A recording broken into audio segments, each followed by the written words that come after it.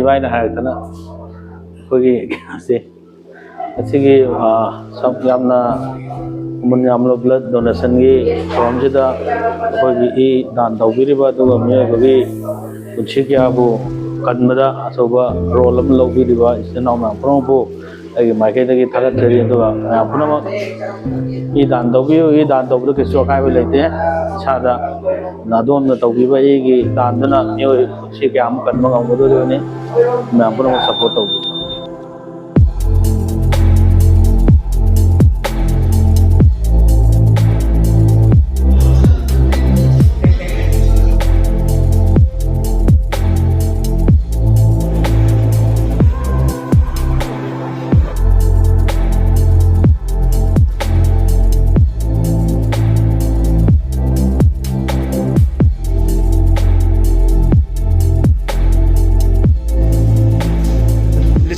Lechalo. Kung nasi t-shirt sponsor sa tamong Milkee na to bibone. Blood chi Eikhoi na piwa hor pasi Polsa Club in the 1970s da Eikhoi linkaleb jail da Eikhoi college gi mayama changi dem college da gi chang de tholak pada Eikhoi Polsa Club anama manung de gi linkala chen thole pola kan 70 da Eikhoi dem college Satra में हमारी college में हमसे पूरा काम था कोई पोलसा club नाम से मैं बता से देखिए रिम्स हायरम दे मतलब RMC सीधा ही कोई ना ब्लड डोनेशन जब नाइट क्या लाख रुपए हम लाई yung na dong tapo yung अदुनी यम सिगी नहासिंग थोड़ा काम था याना थोड़ा ही मैं हमसे इब्री नीले पाक की दमकता अदकी अनाबसिंग की दमकता हवाई करने बगी थोड़ा को मैं हमसे strongly very encouraging strongly yang thar che ngasi koi the donors ki manakega tamu gumba sanar bana volcano na yam sanar sonar bi yam se la kana ga akoi da thona happy re base akoi ki united we state Meitei koi Punshinshi mai pun na ri group se masi no de achauba pride ma koi chautok chana na ba madu mi ko ba de lo je thank you kasi keke na kasi ko bi na no marak shida in ha khatwa tu ga lakchatna ngansing nahasing siki makhoi ne haksang cheli BJP thokna taruk taret ngasi inaw ne kyarak sure ba piba ngasi ga mapalak su ngasi na mapalak su ni alu khumpu humra han ku ji doctor na haram masi khumpu ibe ma ha ma khumpu humra piba yaw re hai adum ba lepa ki khanba na bajin khanba la er bajin khanba kayam su manipur pu ye se miti mcha sing barta asme jati ate community ate me am su topirak tane ching de gi lai bi ba chile naw sing मैं हम सुमणिपुर से अमत नहीं है कि अदुम लोवा खल्लों तो थोलकतना blood अदुम लोवा वार बतार ई लेनिंगा लितना सोयगाम क्या हम याव खरब मैम से सुमतिंग पाम भी है से आई के गी ऑर्गेनाइजेशन की ngasi through the I ma'am the appeal तो जरी yang thar che tauna volcano koi united we state Meitei koi Punshinshi koi mai pun hai group sida amuna su well wisher amoina guardian amoina atam chupata koi yang sen bi gani hai ki achet pam chauna yaman thamjari thagajari thank you KK thank you very much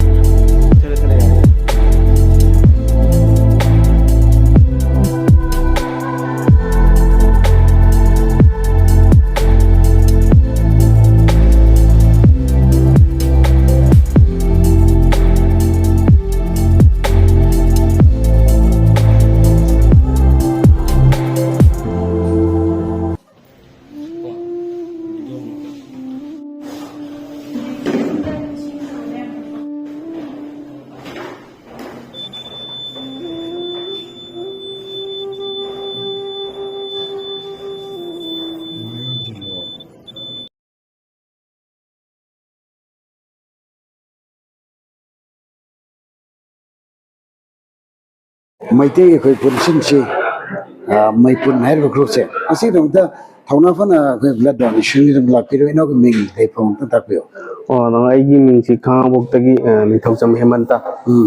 ni thaucham hemanta kyarak shu no e be basa ai gi handak sina han ne no punin de kari phau de gi no isana willingly lakpi ba kando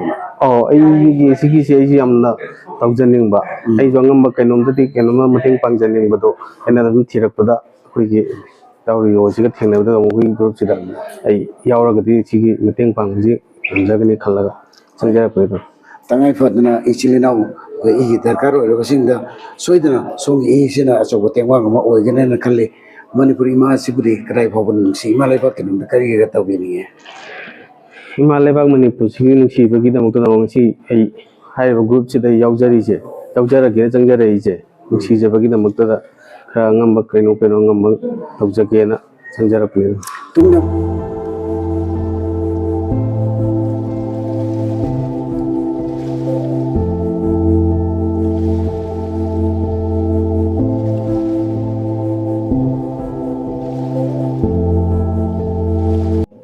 ꯏꯁꯥꯒꯤ ꯃꯤꯡ ꯂꯩꯐꯝꯗ ꯍꯥꯏꯕꯤꯌꯨ ꯑꯩꯒꯤ ꯃꯤꯡ ꯂꯥꯏꯁ꯭ꯔꯝ ꯔꯣꯛꯀꯤ ꯑꯩ ꯏꯁꯥ ꯃꯣꯔꯦꯗꯒꯤꯅꯦ okay ꯑꯗꯨꯒ ꯑꯩ ꯍꯧꯖꯤꯛ ꯔꯤꯂꯤꯐ ꯀꯦꯝꯗ ꯂꯩ ꯀꯗꯥꯏ ꯀꯔꯝꯕ ꯔꯤꯂꯤꯐ ꯃꯌꯥꯡ ꯏꯝꯐꯥꯜ ꯔꯤꯂꯤꯐ ꯀꯦꯝꯗ ꯑꯗꯣ ꯏꯁꯥꯗ ꯕ꯭ꯂꯗ ꯗꯣꯅꯦꯁꯟ ꯇꯧꯕꯁꯦ ꯑꯗꯣ ꯀꯔꯤ ꯐꯥꯎꯔꯒ ꯇꯧꯒꯦꯅ ꯈꯟꯒꯦꯕ ꯑꯗꯣ ꯅꯁꯥ ꯍꯧꯖꯤꯛꯄꯨꯗꯤ ꯀꯩꯅꯣ ꯇꯧꯗꯕ ꯀꯃꯥꯏꯅ ꯀꯩꯁꯨ ꯊꯣꯏꯗꯣꯛꯄ ꯅꯨꯡꯉꯥꯏꯇꯕ ꯂꯩꯇꯦ ꯀꯣ ꯑꯗꯨꯒ ꯍꯣꯏ ꯍꯣꯏ ꯃꯣꯏ ꯒ꯭ꯔꯨꯞꯁꯨ ꯃꯌꯥꯝ ꯑꯃ ꯂꯩ ꯑꯗꯨꯒ ꯁꯣꯛꯂꯛꯄ ꯄꯜꯂꯛꯄ ꯑꯗꯒꯤ ꯃꯤꯑꯣꯏꯕꯒꯤ ꯄꯨꯟꯁꯤ ꯀꯟꯕ ꯉꯝꯕꯁꯤ ꯑꯩꯈꯣꯏꯅ ꯁꯨꯃꯥꯏꯅ ꯗꯣꯅꯦꯁꯟ ꯇꯧꯔꯒ ꯇꯧꯋꯦ ꯍꯥꯏꯅꯩ ꯅꯠꯇ꯭ꯔꯥ ꯌꯨꯅꯥꯏꯇꯦꯠ ꯋꯤ ꯁ꯭ꯇꯦꯟ ꯃꯩꯇꯩ ꯑꯩꯈꯣꯏ ꯄꯨꯟꯁꯤꯟꯁꯤꯅ ꯋꯥꯆꯞ ꯒ꯭ꯔꯨꯞꯁꯤꯗ ꯑꯩꯁꯨ ꯃꯦꯝꯕꯔ ꯑꯣꯏꯕꯅꯦ ꯁꯤꯒꯤ ꯂꯧꯈꯠꯂꯛꯂꯤꯕ ꯆꯪꯁꯤꯜꯂꯤꯕ ꯑꯗꯒꯤ ꯀꯩꯅꯣꯁꯤꯡꯁꯤꯗ ꯏꯁꯥꯅ ꯅꯨꯡꯉꯥꯏꯕ ꯐꯥꯎꯕ ꯀꯔꯤ ꯌꯥꯝ ꯅꯨꯡꯉꯥꯏꯕ ꯐꯥꯎꯋꯦ ꯑꯗꯨꯒ ꯑꯩꯅ ꯄꯤꯖꯔꯤꯕ ꯏꯁꯦ ꯍꯧꯖꯤꯛ ꯈꯨꯟꯒꯥꯏꯔꯤꯕ ꯏꯆꯤꯜ ꯏꯅꯥꯎꯁꯤꯡꯗ ꯃꯈꯣꯏꯒꯤꯁꯨ ꯍꯥꯏꯕꯗꯤ ꯈꯨꯟꯒꯥꯒ ꯂꯩꯕꯅꯤꯅ ꯁꯣꯛꯄꯟ ꯊꯣꯛꯂꯛꯄ ꯃꯇꯝꯗ ꯏ ꯍꯥꯏꯕꯁꯦ ꯗꯔꯀꯥꯔ ꯑꯣꯏꯔꯛꯄꯅꯤꯅ ꯃꯈꯣꯏꯒꯤꯁꯨ ꯑꯌꯥꯝꯕ ꯈꯜꯂꯒ ꯄꯤꯖꯕꯅꯤ ꯍꯧꯖꯤꯛꯇꯤ ꯔꯤꯂꯤꯐ ꯀꯦꯝꯗꯗꯤ ꯏꯆꯤꯜ ꯏꯅꯥꯎ ꯀꯌꯥꯃꯨꯛ ꯂꯩꯃꯤꯟꯅꯔꯤ ꯐꯦꯃꯤꯂꯤꯁꯦ ꯑꯩꯈꯣꯏ ꯗꯗꯥꯅ ꯀꯥꯝꯄꯥꯠꯇ ꯂꯩꯈ꯭ꯔꯦ ꯑꯩꯈꯣꯏꯒꯤ ꯐꯦꯃꯤꯂꯤꯗ ꯑꯗꯨꯒ ꯑꯩ ꯏꯅꯥꯎꯄꯥꯒ ꯑꯩꯅꯦ ꯑꯩꯈꯣꯏ ꯃꯃꯥ ꯍꯣꯏꯅꯦꯅ ꯃꯌꯥꯡ ꯏꯝꯐꯥꯜꯗ ꯂꯩꯕ ꯁꯤꯗ ꯆꯠꯅꯤꯡꯉꯩꯅꯤ ꯀꯣꯟꯅ ꯁꯤꯜꯂꯁꯦꯅ ꯌꯥꯝ ꯐꯩ ꯁꯨꯃꯥꯏꯅ ꯈꯔ ꯏꯁꯥ ꯋꯤꯅꯤꯡꯂꯤꯀꯣ ꯑꯗꯨꯒ ꯑꯣꯏꯔꯤꯕ ꯂꯝꯗꯝꯁꯤꯒꯤ ꯂꯩꯕꯥꯛꯁꯤꯒꯤ ꯀꯩꯅꯣꯁꯤꯗ ꯃꯇꯦꯡ ꯄꯥꯡꯕ ꯊꯣꯛꯄꯤꯔꯛꯂꯤꯕ ꯌꯥꯝ ꯊꯥꯒꯠꯆꯩ ꯑꯗꯨꯒ ꯃꯌꯥꯝꯗꯁꯨ ꯑꯩꯅ ꯍꯥꯏꯖꯅꯤꯡꯕꯁꯤ ꯃꯤꯑꯣꯏꯕꯒꯤ ꯄꯨꯟꯁꯤ ꯀꯟꯕꯗ ꯈ꯭ꯋꯥꯏꯗꯒꯤ ꯃꯔꯨ ꯑꯣꯏꯕꯁꯤ ꯏꯁꯤꯁꯨ ꯑꯃꯅꯤ ꯑꯗꯨꯒ ꯃꯁꯤ ꯍꯤꯗꯥꯛ ꯑꯃ ꯍꯦꯛꯇ ꯃꯍꯨꯠ ꯁꯤꯟꯕ ꯌꯥꯗꯕ ꯑꯗꯨꯒ ꯈꯨꯗꯣꯡ ꯆꯥꯔꯛꯇꯕꯁꯤꯡꯗ ꯂꯩꯕꯥꯛꯀꯤ ꯑꯣꯏꯔꯤꯕ ꯐꯤꯕꯝꯁꯤꯅ ꯂꯥꯟ ꯌꯥꯎꯔꯤꯕꯅꯤꯅ ꯁꯣꯛꯂꯛꯄ ꯄꯜꯂꯛꯄꯗꯁꯨ ꯁꯤ ꯃꯊꯧ ꯌꯥꯝꯅ ꯇꯥꯕ ꯑꯗꯨꯅ ꯚꯣꯂꯨꯟꯇꯔꯤꯂꯤ ꯑꯩꯈꯣꯏ ꯅꯣꯠ ꯑꯣꯟꯂꯤ ꯉꯁꯤ ꯒ꯭ꯔꯨꯞꯅ ꯁꯤꯟꯖꯔꯤꯕꯁꯤ ꯅꯠꯇꯕꯗ ꯏꯁꯥꯒꯤ ꯗꯣꯅꯦꯁꯟ ꯇꯧꯕꯤꯌꯨ ꯑꯗꯨꯒ ꯄꯨꯟꯁꯤ ꯀꯟꯃꯤꯟꯅꯁꯤ ꯑꯗꯨꯒ ꯐꯨꯔꯨꯞꯁꯤꯁꯨ ꯀꯟꯃꯤꯟꯅꯁꯤ ꯊꯦꯡꯛ ꯌꯨ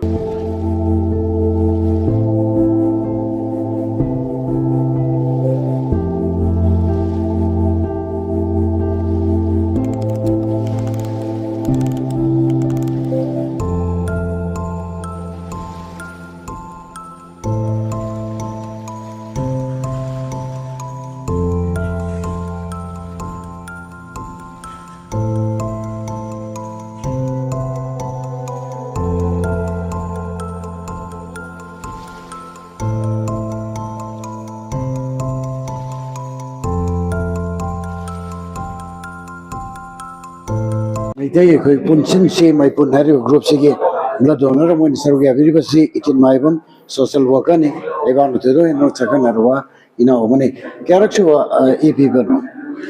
ꯌꯥꯝꯅ ꯁꯤꯒ ꯑꯍꯨꯝꯂꯛ ꯁꯨꯕꯅꯤ ngasigi koi Meitei Eikhoi Punshinshi hariba group sina sinjariba blood donation camp sida puninda kari fawe ꯑꯆꯧꯕ ꯑꯋꯥꯕ ꯄꯣꯠꯂꯨꯝ ꯑꯗꯨ ꯍꯧꯖꯤꯛ ꯀꯣꯛꯀꯅꯤ ꯍꯥꯏꯕꯒꯤ ꯊꯥꯖꯕ ꯂꯩ ꯍꯧꯖꯤꯛ ꯁꯣꯛꯏꯕ ꯂꯥꯟ ꯑꯁꯤꯗ ꯑꯩꯈꯣꯏꯒꯤ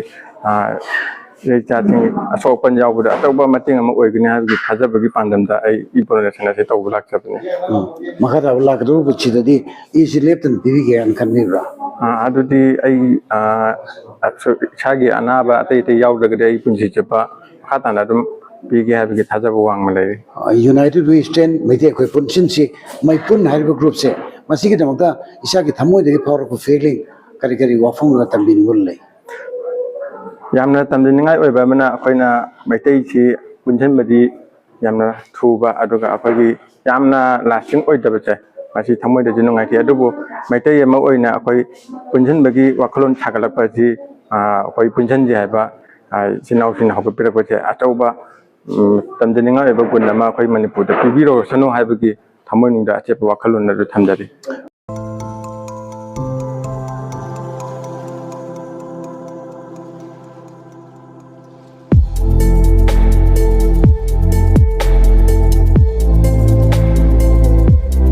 ꯆꯥꯕ ꯃꯅꯤꯄꯨꯔꯒꯤꯗꯃꯛꯇ ꯑꯉꯝꯕ ꯃꯇꯦꯡ ꯏꯒꯤ ꯁꯨꯃꯥꯏꯅ ꯃꯇꯦꯡ ꯄꯥꯡꯕꯤꯕꯁꯦ ꯌꯥꯝ ꯅꯨꯡꯉꯥꯏꯖꯩ ꯃꯇꯨꯡꯗꯁꯨ ꯑꯃꯨꯛꯀ ꯁꯤꯟꯕꯤꯗꯨꯅ ꯑꯗꯨꯝ ꯂꯥꯛꯄꯤꯌꯨ ꯖꯦꯅꯤꯝꯁꯀꯤ ꯃꯥꯏꯀꯩꯗꯒꯤꯁꯨ ꯕ꯭ꯂꯗ ꯁꯦꯟꯇꯔꯒꯤ ꯃꯥꯏꯀꯩꯗꯒꯤꯁꯨ ꯑꯗꯣꯝꯒꯤ ꯃꯃꯜ ꯌꯥꯝꯂꯕ ꯏꯕꯨ ꯗꯣꯅꯦꯁꯟ ꯇꯧꯕ ꯃꯇꯝꯗ ꯑꯩꯈꯣꯏꯅ ꯇꯔꯥꯝꯅ ꯑꯣꯛꯆꯩ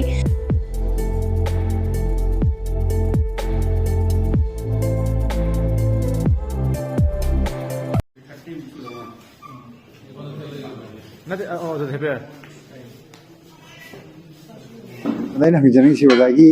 ꯂꯩꯐꯝ ꯃꯤꯡ ꯑꯝꯇ ꯍꯥꯏꯕꯤꯌꯨꯅꯦ ꯑꯩ ꯂꯩꯐꯝ ꯑꯩꯒꯤ ꯃꯤꯡꯅ ꯋꯥꯏꯈꯣꯝ ꯕꯤꯍꯥꯔꯤ ꯂꯩꯐꯝ ꯃꯣꯡꯖꯝ ꯃꯌꯥꯏ ꯂꯩꯀꯥꯏ ꯏꯝꯐꯥꯜ ꯏꯁ ꯍꯩꯉꯥꯡ ꯑꯦꯁꯤ ꯑꯗꯣ ꯉꯁꯤ ꯁꯣꯝꯅ ꯏ ꯄꯤꯕꯤꯔꯤꯁꯦ ꯀꯔꯤ ꯋꯥꯈꯜꯗꯒꯤꯅꯣ ꯑꯗꯒꯤ ꯁꯤ ꯄꯥꯟꯗꯝꯁꯤ ꯀꯩꯅꯣ ꯑꯝꯇ ꯍꯥꯏꯕꯤꯌꯨꯅꯦ ꯃꯌꯥꯝ ꯉꯁꯤ ꯑꯩꯅ ꯏ ꯄꯤꯖꯔꯤꯕꯁꯦ ꯉꯁꯤꯒ ꯊꯥꯅ 38ꯔꯛ 31 ꯑꯣꯁ ꯋꯥꯟꯗꯔꯐꯨꯜ 38 ꯁꯨꯕ 38 ꯍꯣꯏ 38 ꯁꯨꯕ ꯃꯌꯥꯝ ꯇꯥꯃꯤꯟꯅꯁꯨ ꯀꯣ ꯉꯁꯤꯒ ꯑꯩꯈꯣꯏ ꯏ ꯄꯤꯔꯤꯁꯦ ꯑꯣꯖꯥ ꯕꯤꯍꯥꯔꯤꯁꯦ 39 ꯍꯥꯏꯕ ꯅꯠꯇ꯭ꯔꯥ ꯍꯣꯏ 38ꯔꯛ ꯁꯨꯔꯦ ꯏꯁꯥꯒꯤ ꯆꯍꯤꯗꯤ ꯀꯌꯥꯃꯨꯛ ꯁꯨꯒꯦ ꯆꯍꯤ 35 ꯁꯨꯔꯦ ꯆꯍꯤ 35 ꯅꯠꯇꯦ ꯁꯣꯔꯤ 56 ꯍꯥꯏꯒꯗꯕ 56 ꯍꯥꯏꯕ 56 yankai suzare isagi ꯑꯗ ꯀꯅꯥꯒꯨꯝꯕꯅ ꯑꯩꯈꯣꯏꯅ ꯁꯨꯝ ꯇꯥꯖꯕꯗ ꯀꯃꯥꯏꯅ ꯆꯍꯤ 50 ꯑꯕꯞꯁꯤ ꯆꯍꯤ ꯏ ꯂꯧꯕꯗ ꯈꯔ ꯀꯩꯅꯣ ꯂꯩ ꯈꯣꯠꯂꯤꯒ ꯍꯥꯏꯕ ꯔꯤꯒꯨꯂꯔ ꯑꯣꯏꯅ ꯄꯤꯔꯛꯄꯗꯗꯤ ꯑꯈꯪ ꯑꯍꯩꯁꯤꯡ ꯗꯣꯛꯇꯔꯁꯤꯡꯒꯤ ꯑꯦꯗꯚꯥꯏꯁ ꯃꯇꯨꯡꯏꯟꯅꯗꯤ ꯆꯍꯤ 35 ꯐꯥꯎꯁꯦ ꯔꯤꯒꯨꯂꯔ ꯑꯣꯏꯅ ꯄꯤꯗꯅ ꯁꯨꯝ ꯂꯥꯛꯄꯗꯗꯤ ꯆꯍꯤ 35 ꯐꯥꯎ ꯄꯤꯕ ꯌꯥꯏ ꯃꯥꯕꯨ ꯄꯤꯕꯁꯦ ꯑꯀꯥꯏꯕ ꯂꯩꯇꯦ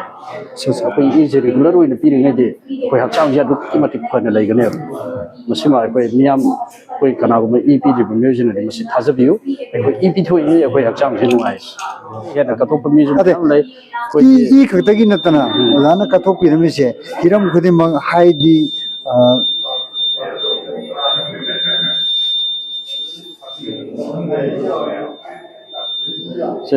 이제 시기 ꯌꯥꯝ ꯊꯨꯅ ꯆꯠꯂꯤꯁꯦ ꯑꯩꯈꯣꯏꯅ ꯔꯤꯒꯨꯂꯔ ꯑꯣꯏꯅ ꯄꯤꯔꯛꯄꯒꯤ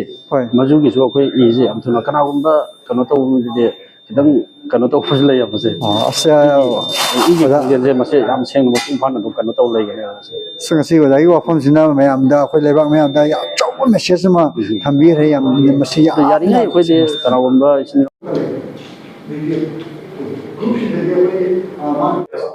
Isal Joymati, United We Stand, Meitei, Punshinshi, Maipun, Hydro Grobasida, Yam Chow, Metemon, Vividana, among the Lapani, Asisu, Yam Tonafana, the piece in the Gitana, Irom Dom, Mofonjida, Blood Pin, Navla Edu, Lavo Kivana, criteria should the blood pin, Navagi, Madam say, Yatavanasi, cancelled over reject of the although putting the Meitei, Punshinshi, Maipun, Hydro Groups, I say Yaw from my Marachi, the ꯑꯁ ꯑꯗꯨꯒꯤ ꯍꯥꯏꯔꯗꯤ ꯇꯥꯃꯣ ꯌꯥꯝ ꯅꯨꯡꯉꯥꯏ ꯑꯩꯅ ꯈꯔ ꯉꯝꯖꯕ ꯑꯩꯒꯤ ꯁꯥꯏꯠꯇꯒꯤ ꯃꯇꯦꯡ ꯇꯧꯖꯕ ꯁꯤ ꯑꯩꯒꯤꯗꯤ ꯍꯥꯏꯕꯗꯤ ꯍꯥꯏꯅꯤꯡꯉꯥꯏ ꯂꯩꯇꯅ ꯑꯩꯒꯤ ꯑꯣꯏꯅ ꯅꯨꯡꯉꯥꯏ ꯑꯗꯩ ꯃꯌꯥꯝꯒꯤ ꯃꯇꯦꯡ ꯄꯥꯡꯕꯁꯦ ꯑꯩꯉꯣꯟꯗꯁꯨ ꯌꯥꯝꯅ ꯍꯥꯏꯕꯗꯤ ꯋꯥꯈꯜ ꯅꯨꯡꯉꯥꯏꯕ ꯑꯃ ꯑꯣꯏ ꯑꯗꯨ ꯉꯝꯃꯤꯉꯩꯒꯤꯁꯨ ꯄꯥꯡꯒꯅꯤ ꯃꯇꯨꯡ ꯇꯥꯔꯛꯄꯗꯁꯨ ꯑꯗꯣ ꯕ꯭ꯂꯗ ꯄꯤꯅꯦꯅ ꯂꯥꯛꯄꯤꯔꯒ ꯄꯤꯕ ꯐꯪꯗꯕꯁꯦ ꯄꯨꯛꯅꯤꯡꯗ ꯈꯔ ꯐꯥꯎꯋꯦ ꯑꯁ ꯑꯗꯨꯗꯤ ꯇꯁꯦꯡꯅ ꯅꯨꯡꯉꯥꯏꯇꯦ ꯉꯁꯤꯒꯤ ꯄꯤꯕ ꯐꯪꯗꯕꯁꯦ ꯑꯩꯒꯤ ꯍꯤꯃꯣꯒ꯭ꯂꯣꯕꯤꯟꯁꯦ ꯌꯥꯝ ꯅꯦꯝꯃꯝꯕꯁꯦ ꯑꯩ ꯃꯊꯪꯗꯗꯤ ꯄꯤꯕ ꯉꯝꯅꯕ ꯋꯥꯡꯅꯅꯕꯁꯦ ꯌꯥꯝ ꯀꯟꯅ ꯍꯣꯠꯅꯒꯦ ꯃꯊꯪꯒꯤ ꯇꯧꯔꯛꯄꯗꯗꯤ ꯁꯣꯏꯗꯅ ꯄꯤꯕ ꯉꯝꯒꯅꯤ ꯏꯆꯜꯁꯦ ꯃꯌꯥꯝꯅ ꯃꯌꯦꯛ ꯁꯦꯡꯅ ꯁꯛꯇꯥꯛꯆꯒꯦ ꯑꯩꯈꯣꯏꯒꯤ ꯒ꯭ꯔꯨꯞꯁꯤꯒꯤꯗꯤ ꯈ꯭ꯋꯥꯏꯗꯒꯤ ꯍꯦꯟꯅ ꯑꯦꯛꯇꯤꯚ ꯔꯣꯜ ꯂꯧꯕꯤꯔꯤꯕ ꯑꯦꯛꯇꯤꯚ ꯃꯦꯝꯕꯔ ꯑꯃꯅꯤ ꯃꯥꯒꯤ ꯀꯟꯇ꯭ꯔꯤꯕ꯭ꯌꯨꯁꯟ ꯃꯥꯒꯤ ꯗꯣꯅꯦꯁꯟ ꯑꯁꯨꯛꯀꯤ ꯃꯇꯤꯛ ꯌꯥꯝꯈ꯭ꯔꯦ